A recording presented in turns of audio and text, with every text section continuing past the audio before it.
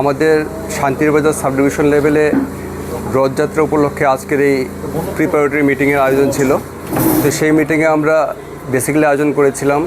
যে আমাদের safety security, পাবলিকের হিউজ গ্যাদারিং হয়, তো ওনাদের যে সেফটি সিকিউরিটি ব্যাপারটা আমরা এখানে মাথায় রেখে আজকে পর্যালোচনা বৈঠক, এবং যে রথটা আছে রথের যে হাইট বা ওর যে সেফটি ব্যাপারটা সেটার উপরে আজকে আমরা পর্যালোচনা বৈঠক। কারণ আমরা জানি গতবারে আমরা দেখেছি অনেক সময় অনেক দুর্ঘটনা হয়, সেই জন্য আমরা এটা ডিউ কেয়ার নিয়ে আজকে মিটিংটা করেছি। পাশাপাশি আমাদের যে রাস্তা, যে মেইন রোডটা, যেই রাস্তার দিকে আমাদের রথযাত্রাগুলি হবে, যে পজিশনটা হবে,